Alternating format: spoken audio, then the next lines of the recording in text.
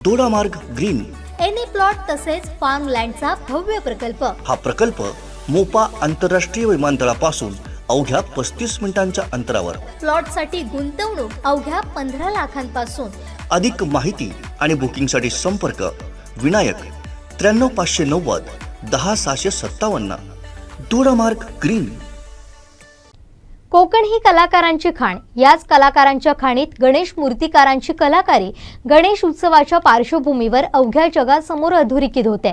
दोडामार्ग तालुक्यात अशाच एका युवा गणेश मूर्तिकारानं त्यांच्या शाळेतील गणेश मूर्ती चक्क 7 समुद्रापार विदेशात पाठवण्याची किमया साधली आहे। इतकंच नव्हे तर मातीच्या मूर्तींना शाडू मातीच्या मूर्तीचा पर्याय उपलब्ध झाल्यानंतर कोल्हापूर आणि पश्चिम महाराष्ट्रातील कारखान्यातून रेडीमेड मूर्त्या कोकणात आणून रंगवण्याची परंपरा सुद्धा या जिद्दी युवा मूर्तिकारानं मोडीत काढली आहे। तब्बल 5000हून अधिक मूर्ती त्यानं आपल्या मूर्ती कला केंद्रातून एक्सपोर्ट केल्यात। या मेहनती आणि अल्पावधीतच प्रचंड जिज्ञासू वृद्धीनं मूर्तिकलेत संबंध सिंधुदुर्ग आणि गोवा राज्यात स्वतःचा वेगळा ठसा उमटवणाऱ्या युवा मूर्ती कलाकाराचं नाव आहे गणेश ठाकूर।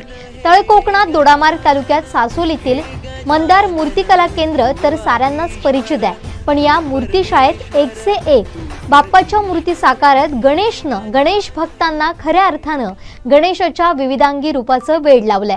पाहुयात आमचे ब्युरो चीफ संदीप देसाई यांनी गणेश ठाकूर यांच्याशी साधलेला हा खास संवाद आणि त्यांच्या मूर्ती शाळेत घडवण्यात आलेल्या विविधांगी बाप्पा मूर्तींचा आढावा।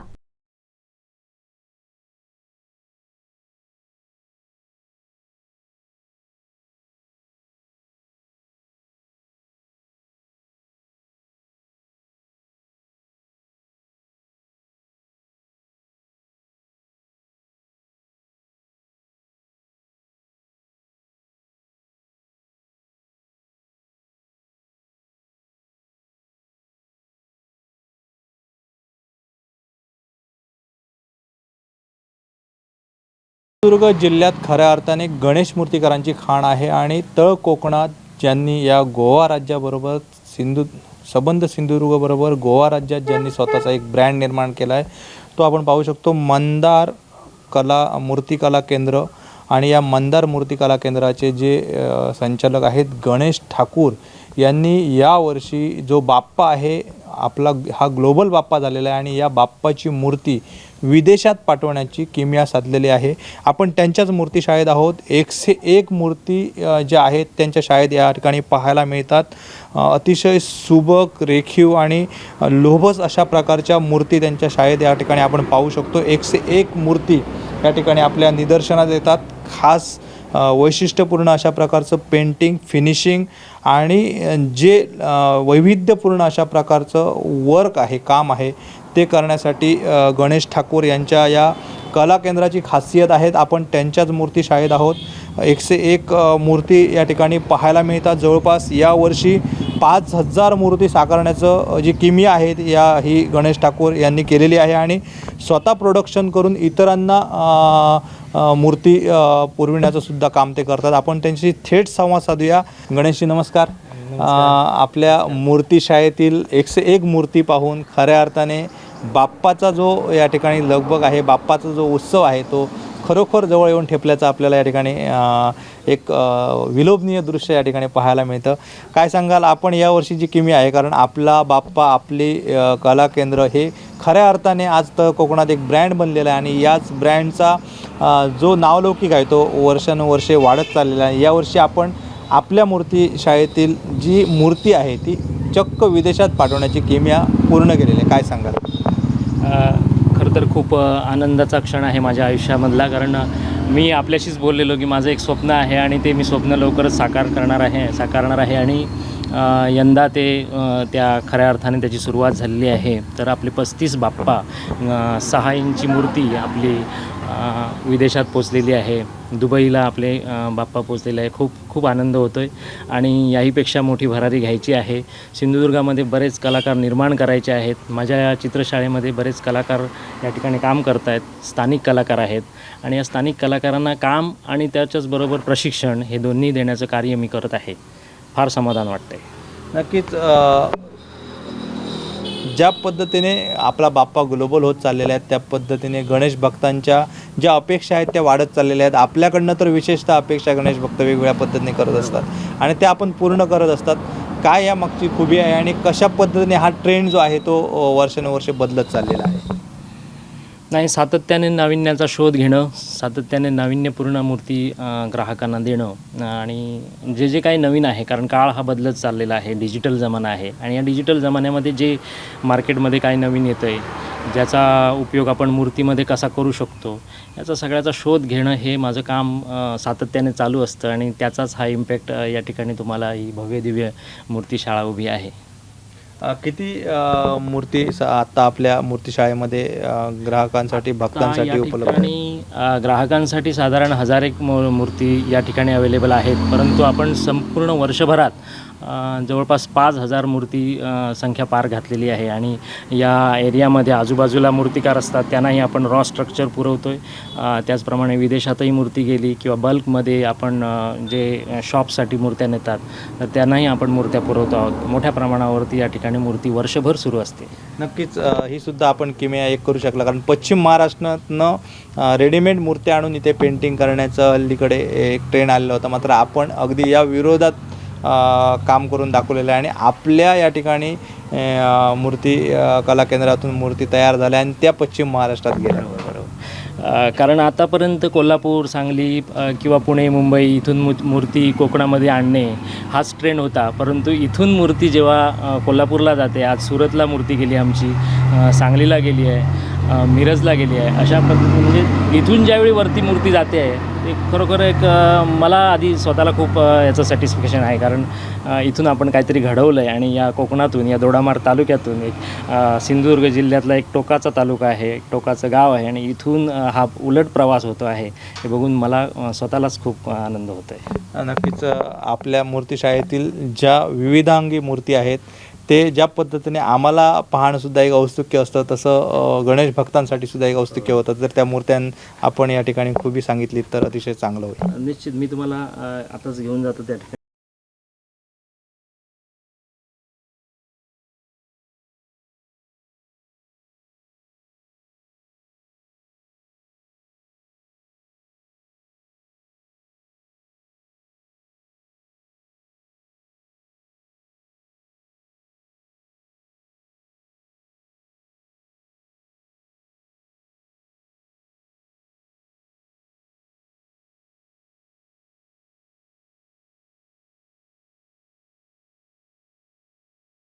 ठिकाणी आहोत.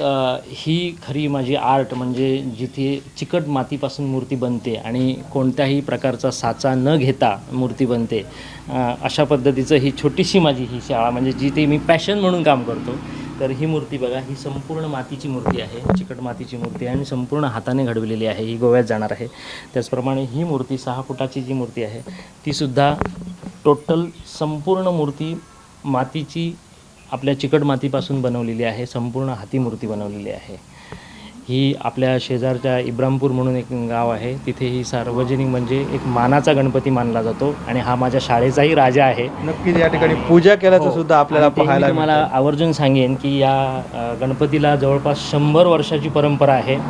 अतिशय नवसाला पावणारा असा देव आहे हा आणि ही पूजा केल्याशिवाय त्याच्या म्हणजे डोळ्यांचं जे काम आहे, रेखीवपणा जो आहे तो करता येत नाही, अशी परंपरा आहे आणि त्या परंपरेला अनुसरूनच ही पूजा झालेली आहे आणि आता याची काही वेळात त्याची म्हणजे डोळ्यांचं काम होणार आहे. खऱ्या अर्थाने आता मूर्तीला जिवंतपणा येणार आहे.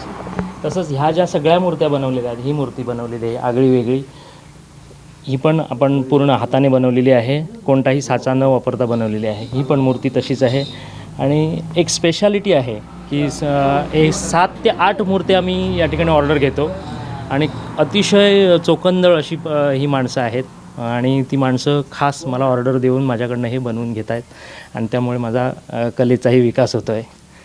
नक्कीच खऱ्या अर्थाने मूर्तिकलेतील भूषण आहात आपण आणि गणेश भक्त ज्या पद्धतीने आपलं स्वप्न आणि आपल्या मनातील बाप्पा साकारण्यासाठी जे एक आपल्याकडे साकडं घालतात ते आपण खऱ्या अर्थाने पूर्ण करत असतात.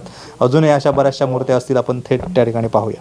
आपण गणेशजींबद्दल बोलत होतो. गणेशजींचं जे वैभव आहे ते आपल्याला या ठिकाणी पाहायला मिळतं आहे. पाहू शकतो आपण कशा पद्धतीने गणेशोत्सवासाठी बाप्पा सज्ज झालेले आहेत, विराजमान झालेले आहेत आणि ही जी किमिया साधली, हे जो वैभव निर्माण केलं आहे ते गणेशजी यांनी वैभव निर्माण केलेलं आहे. गणेशजी, आपण वेगवेगळ्या मूर्त्यांचं जर खासियत सांगितली तर अतिशय गणेश भक्तांनासुद्धा त्याचं आखो देखा हाल पाहत आहे. अगदीच काही मूर्त्यांची संख्या जास्त असल्यामुळे इच अँड एव्हरी वन सांगू शकत नाही, पण काही तुम्हाला दाखवेन मी मुद्दाम आवर्जून. आता ही जी मूर्ती आहे ह्या मूर्तीचा मास्टरपीस आपण बनवलेला आहे. आणि मूर्ती गणपती म्हटल्यानंतर गुटगुटीतपणा जो असा म्हणजे खात्यापित्या घरचा असा जो लोभसपणा आहे, जो बालिशपणा आहे, या सगळ्या गोष्टीचे भाव, हे सगळे भाव त्या मूर्तीमध्ये आणण्याचा मी प्रयत्न करून हे मॉडेल मी बनवलेलं आहे. तसंच हे बघा, हे आमचं डायमंड वर्क आहे. ऑर्नामेंट्स, हे जी ज्वेलरी आहे ती सगळी आपण स्पेशल केलेली आहे. त्याच्यामुळे त्याची जी रत्नजडित मुकुट वगैरे चढवून त्याची शोभा अधिक वाढवण्याचा प्रयत्न केला आहे. अशा पद्धतीच्याही मूर्त्या आमच्याकडे बऱ्याच आहेत. हा नवीन ट्रेंड येतोय. बरेच भक्त जे आहेत ते वेगवेगळ्या पद्धतीने बाप्पाला जे अलंकार आहेत म्हणजे मार्केटमध्ये उपलब्ध आहेत, म्हणजे हाती आणि जे आपण मूर्तिकला साकारतो, चित्रांनी साकारतो तो वेगळं, पण हे अलंकारांची मागणी होते. इवन आता जिवंतपणा आणण्यासाठी ओरिजिनल धोतर आणि बाकीसुद्धा गोष्टी आपल्याकडे मागणी केल्या जातात. कशा पूर्तता करताय? नाही, हे सगळं चांगलंच आहे, कारण कलाकारासाठी एक चॅलेंज असतं आणि कलाकार हा सतत नवीन करण्यामागे धडपडत असतो. आणि आत्ता हा ट्रेंड आलेला आहे, आपण म्हणताय बरोबर आहे, कारण ओरिजिनल ड्रेपरी, कपडे किंवा दागिने हे चढवून बाप्पाला आणखीन शोभा आणण्याचा प्रयत्न करतायत लोक, आणि आम्ही त्या पद्धतीने लोकांना सेवा देण्याचा प्रयत्न करतो. नक्कीच विविध प्रकारच्या बाप्पाच्या या ठिकाणी मूर्त्या पाहायला मिळतात. अगदी जसं आपण उल्लेख केला तर ही सुद्धा एक खास मूर्ती आहे, ज्याचे जवळपास आपण 200 ते 250 पीस मार्केटमध्ये दिलेले आहेत. तर ही या मूर्तीचा सुद्धा मास्टरपीस मी स्वतः बनवलेला आहे. आणि एक वेगळा ट्रेंड आहे, मूर्ती म्हटल्यानंतर त्याचा चेहरा मोठा असावा, गुटगुटीतपणा असावा, अशा पद्धतीच्या वेगळ्या पद्धतीने ही मूर्ती साकारून मी त्याचा मास्टरपीस बनवून आज जवळपास 200-250 पीस या एका मूर्तीचे केलेले आहेत. अशी ही वेगळी मूर्ती आहे. नक्कीच सगळ्यात जास्त मागणी जी आहे ती या बाप्पाच्या मूर्तीला नक्कीच आहे.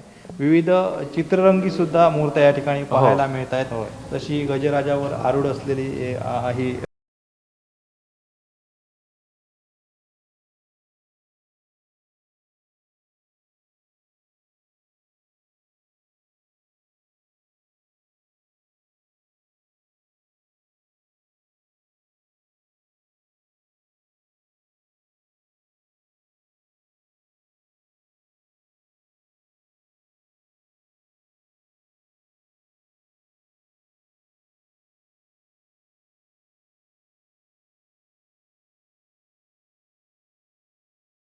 या ठिकाणी पाहायला मिळतात. जशी ही गजराजावर आरूढ झालेली मूर्ती सुद्धा या ठिकाणी पाहायला मिळते. काय सांगा?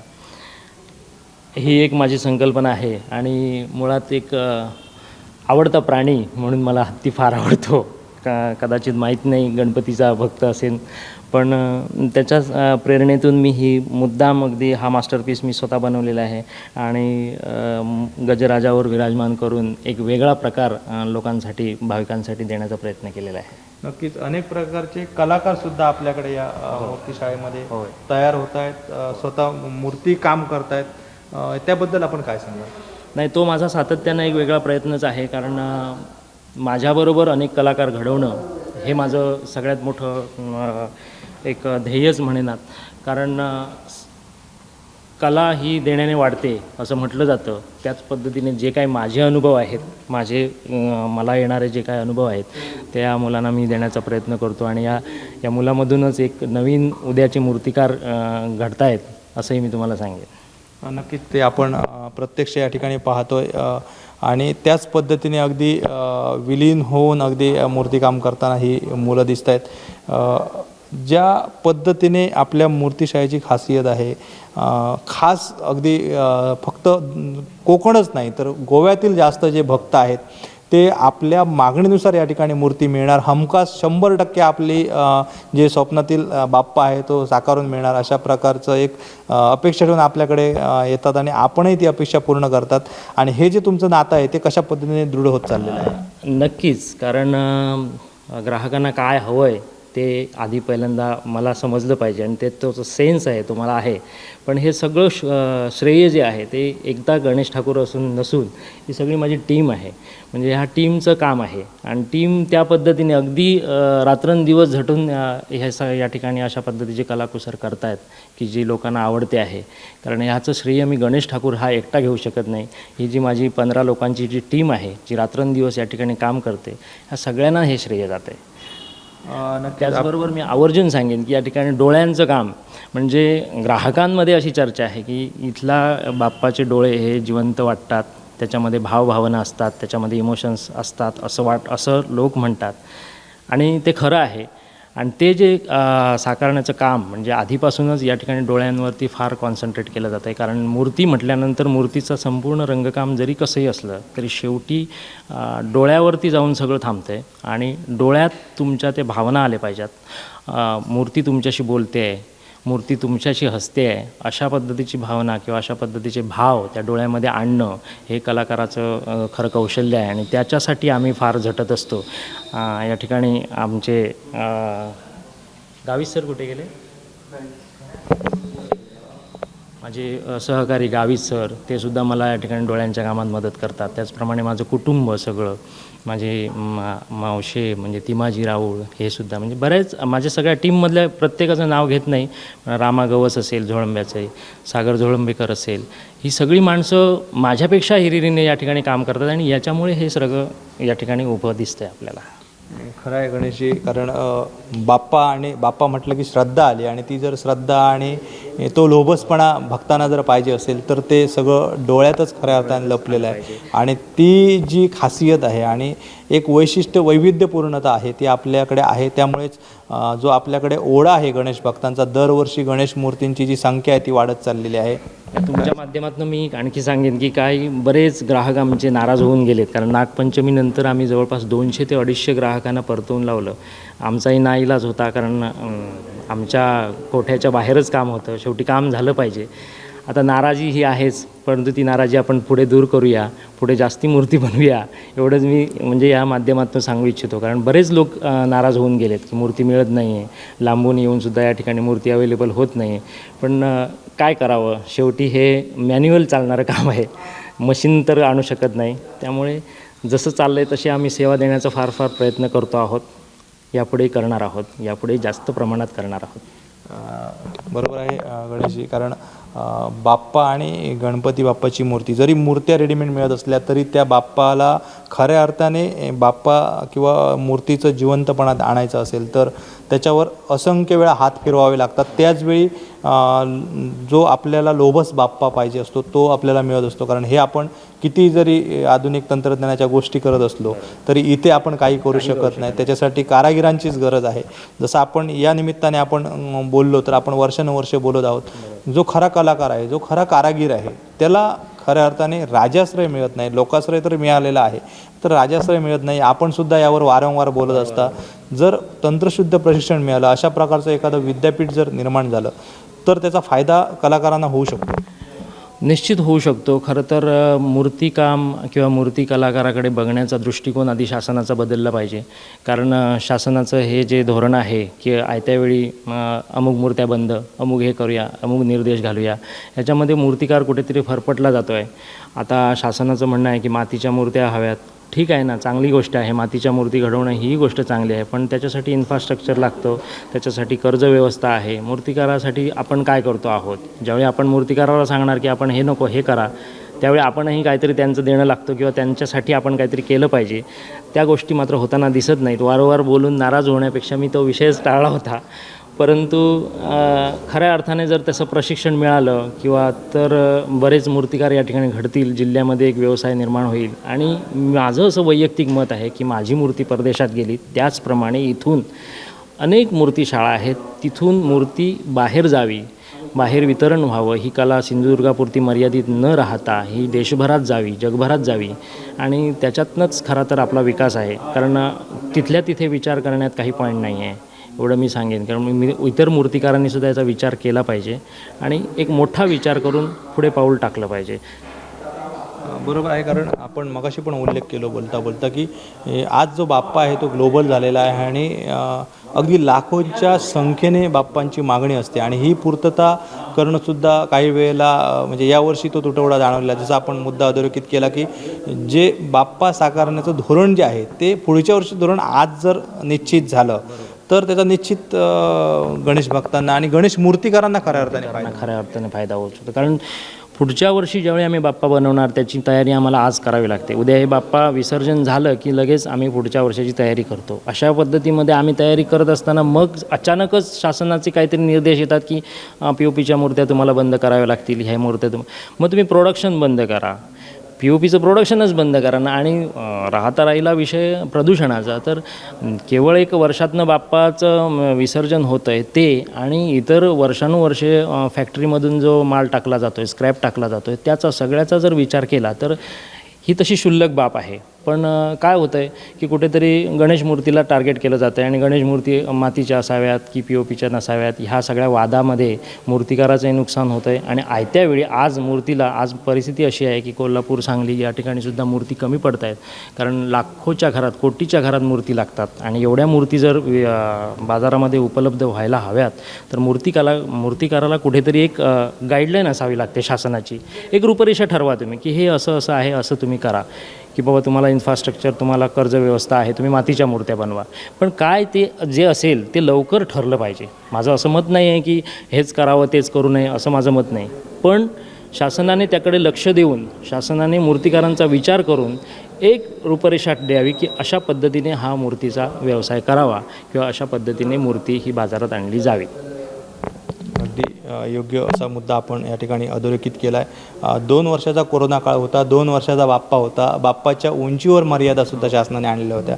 यावर्षी कशा पद्धतीने मागणी केली जाते आणि किती फुटापासून अगदी किती उंचीच्या मूर्ती आपल्या शाळेत आम्हाला पाहायला मिळतील? आम्ही ह्या शेकडोंच्या संख्येने इथे मूर्ती पाहतोय. मला वाटतं अगदी बाजूलासुद्धा आपलं एक कंपार्टमेंट आहे, त्या ठिकाणी मोठ्या मूर्त्या आम्हाला पाहायला मिळतील. तर काय सांगाल?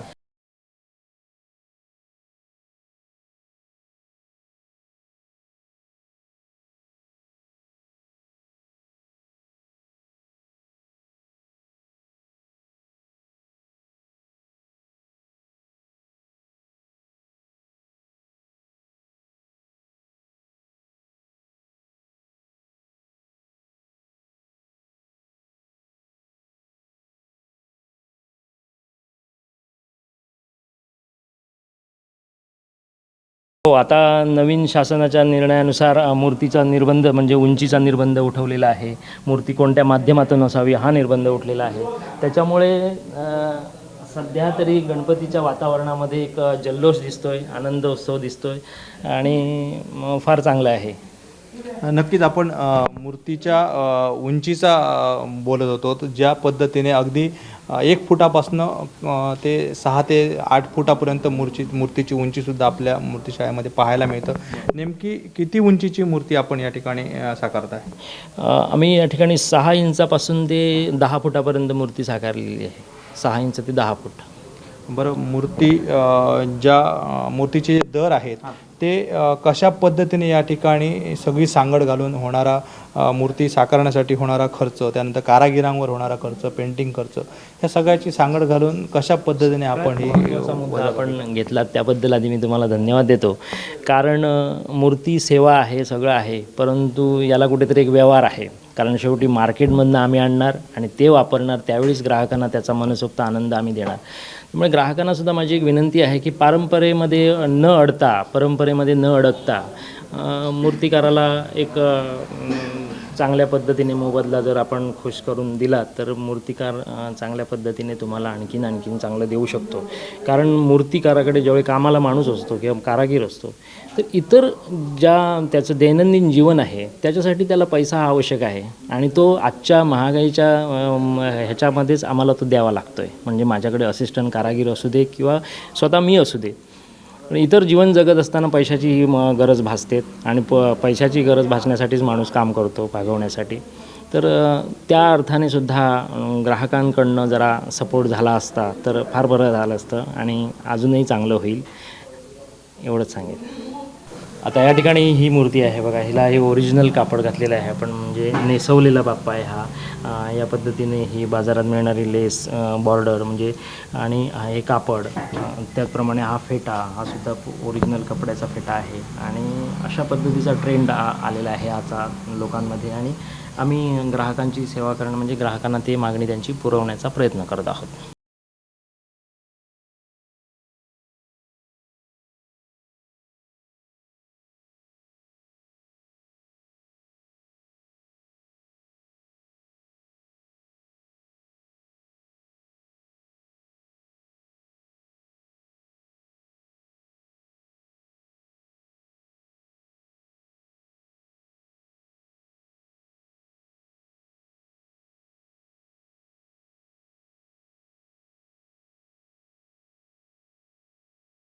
आपण आता संपूर्ण ठाकूर यांच्या शाळेतील मूर्तींचा आढावा घेतला आणि ह्या ज्या आहेत त्या खऱ्या अर्थाने विलोभनीय मूर्ती, अधिक उंचीच्या मूर्ती आणि जो जिवंतपणा आहे, जो रेखीवपणा आहे, नजरेत एक वेगळ्या प्रकारचं जो जिवंतपणा आहे तो सगळा हा या ठिकाणी पाहायला मिळतो. आणि अशा प्रकारच्या मूर्ती साकारण्यात गणेश ठाकूर यांचा हातखंडा आहे. गणेशजी, काय सांगाल?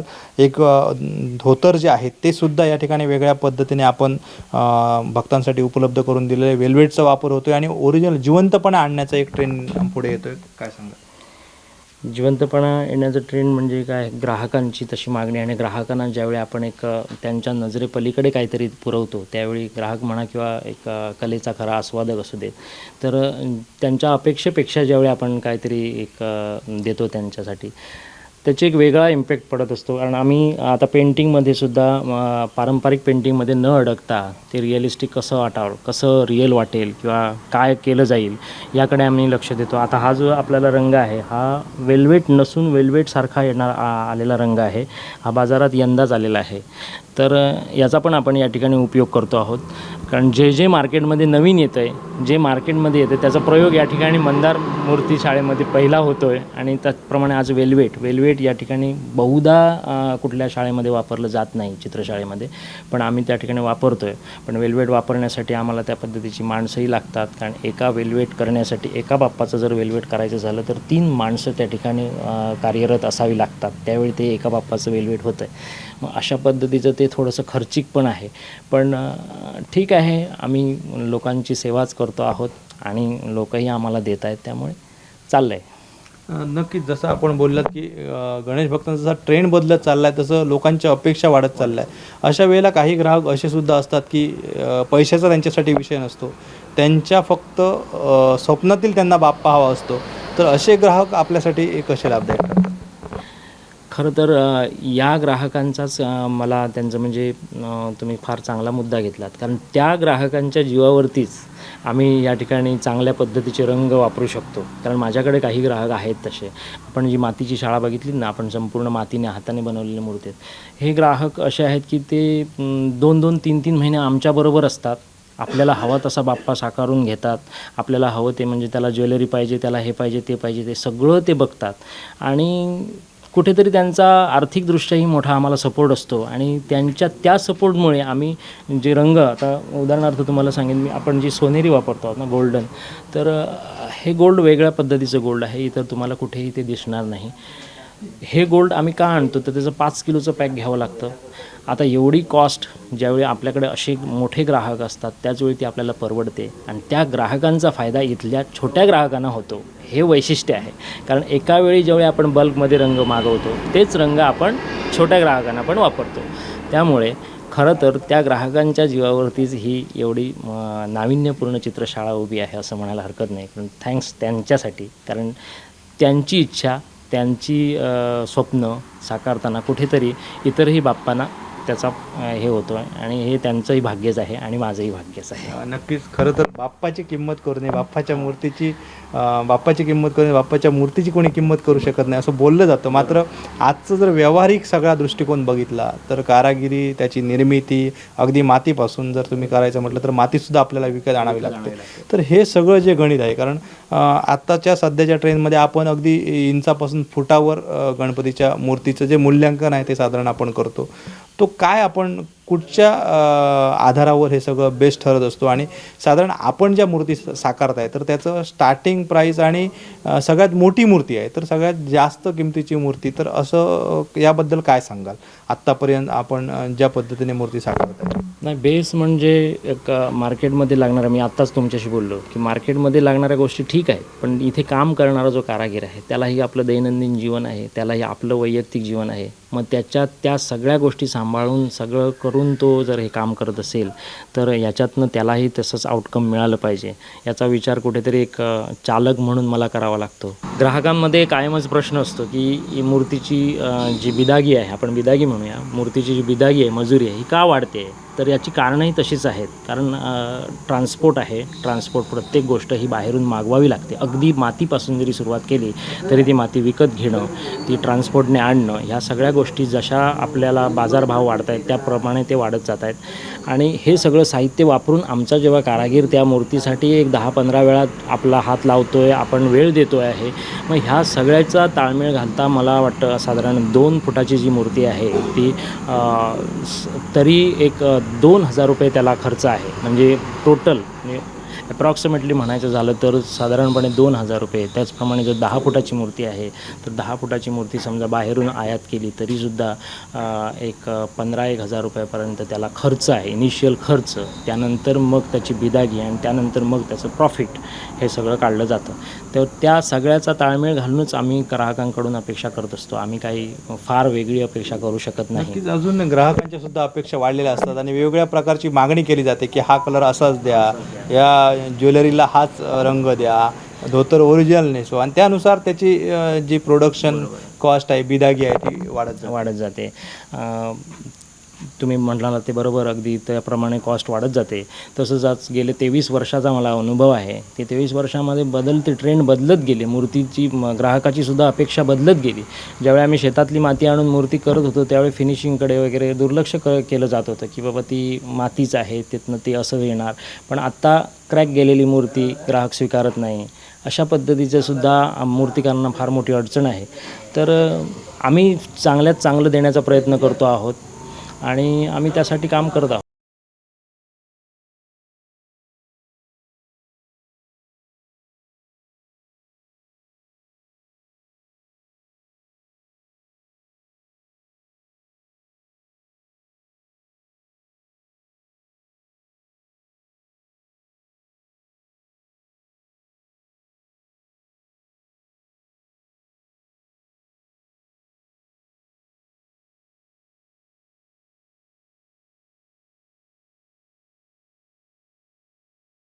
अगदी शेवटचा प्रश्न, खरं तर आपण एक गणेश मूर्तिकार कलाकार तर आहातच, पण एक नाट्यकला आणि वेगवेगळ्या अभिनय कला ही सुद्धा आपल्याकडे जोडलेली आहे. आणि आत्ता तुम्ही ज्या मूर्तिकलेमध्ये पारंगत आहात, जी मूर्तिकला जोपासताय आणि त्याला एक ग्लोबल स्वरूप आपण दिलं आहे, खऱ्या अर्थाने रोजगाराचं दालन इथल्या युवकांसाठी निर्माण होऊ शकतं, या दृष्टीने आपण वाटचाल करताय. 5,000 मूर्तींची निर्मिती करून त्याचा सप्लाय करणं ही सुद्धा इथल्या कोकणच्या तरुणांसाठी एक प्रेरणादायी गोष्ट आहे. तर ही युवा पिढी जी आहे, जे मूर्तिकलेमध्ये काम करतायत, जे पारंपरिक कलाकार आहेत, त्यांची येणारी जी मुलं आहेत ती तर नवीन पिढी आहे. जसं आपण वारंवार बोलतो की एखादं विद्यापीठ झालं पाहिजे, एखादं प्रशिक्षण केंद्र झालं पाहिजे. तर अशा पिढीसाठी आपण काय संदेश द्याल जेणेकरून ही जी आपली कोकणची एक लोककला आहे, आणि नुसती लोककला नाही तर त्याच्यातनं आज एक आपण खऱ्या अर्थाने रोजगार निर्मितीसुद्धा करू शकतो, तर काय संदेश द्याल? खरं तर मी आजच एक विषय या ठिकाणी झालेला की पुढच्या पिढीसाठी एक थोडीशी खंतच आहे. कारण आजच्या डिजिटल जमान्यामध्ये जो मोबाईलचा उपयोग आहे किंवा इंटरनेटचा जमाना आहे, त्यामुळे मुलं फिजिकली काम करण्याच्या दृष्टीने थोडंसं आपल्याला कमीच दिसत आहेत, किंवा जो पेशन्स आहे मला मुलांकडे तो कमी वाटतो आहे. त्याचप्रमाणे जे कॉन्सन्ट्रेट म्हणजे जे एकाग्रता हवी आहे ती कमी आहे. याचं सगळ्याचं कारण आपण शाप की वरदान या वादात नको जाऊया, पण कुठेतरी मोबाईलमुळे ह्या गोष्टी हरवत आहेत आणि ह्याची खंत पण वाटते. तर मुलांमध्ये तशा पद्धतीचं शाळेमधून सुद्धा ते प्रशिक्षण आलं पाहिजे. आपल्या शाळांमध्ये सुद्धा ते उत्सवाचं म्हणा, नागपंचमीला नागोबा बनवणं इथून सुरुवात झाली पाहिजे, आणि त्यातूनच पुढे असंख्य कलाकार निर्माण होतील. तर त्या पद्धतीने येणाऱ्या कलाकारांना माझा एकच संदेश आहे की कुठलीही गोष्ट एकाग्रतेशिवाय आपल्याला सापडत नसते. कारण माझ्यावरूनच मला स्वतः अनुभवाचेच बोल सांगतो आहे की गेली 23 वर्ष मी ही तपस्या करतो आहे आणि त्याचंच कुठेतरी हे फळ म्हणून हे एवढं भव्य दिव्य चित्रशाळा माझी उभी आहे. पण त्याच पद्धतीने आज नवीन पिढीमध्ये जे संयम आहे, जो पेशन्स आहे किंवा जी एकाग्रता आहे ती मात्र दिसत नाही आहे. तर ती दिसली पाहिजे. तर त्यासाठी आपण सर्वांनीच प्रयत्न केले पाहिजेत. खऱ्या अर्थाने बाप्पाच्या मूर्ती साकारण्याचा ज्या पद्धतीने एक परंपरा आहे, भावनिक हा मुद्दा आहे. मात्र बाप्पा मूर्तिकलेतून सुद्धा रोजगार निर्मिती होऊ शकते. हा एक आदर्श पायंडा गणेश ठाकूर त्यांनी जो एक कारखाना निर्माण केला आहे गणेश मूर्ती साकारण्याचा. ज्या पद्धतीने आपण पश्चिम महाराष्ट्र इतकी वर्ष रेडीमेड मूर्त्या कोकणात आणून त्या ठिकाणी रंगकाम करून विक्री करत होतो. मात्र तोच एक रोजगाराचं दालन होऊ शकतं आणि तोच धागा पकडून स्वतः गणेश ठाकूर यांनी अशा प्रकारचा एक उद्योग तळ कोकणात सुरू केलेला आहे. त्यामुळे येणाऱ्या युवा पिढीसाठी सुद्धा हा एक प्रेरणादायी प्रवास म्हणावा लागेल. आणि गणेशजींनी नुसती ह्याची सुरुवातच केली नाही तर एक वेगळं वैशिष्ट्य पण जपत थेट आपला बाप्पा परदेशात सुद्धा विक्री केलेला आहे. आणि तो जो ग्लोबलपणा आहे तो कोकणात ग्लोबल गणेशाला ग्लोबल स्वरूप देण्याचं काम गणेशजींनी केलं आहे. निश्चित येत्या काळासाठी कोकणवासियांसाठी ही एक गौरवास्पद बाब आहे असंच म्हणावं लागेल. कॅमेरामन हर्षल नळेकरसह संदीप देसाई, दोडामार्ग. संपूर्ण कोकणसह जगभरातील ताज्या घडामोडी सर्वात प्रथम पाहण्यासाठी कोकणचं नंबर 1 महा चॅनल कोकण 7 लाईव्हचं यूट्यूब चॅनल सबस्क्राईब करा आणि लेटेस्ट अपडेटसाठी बेल आयकॉन क्लिक करा.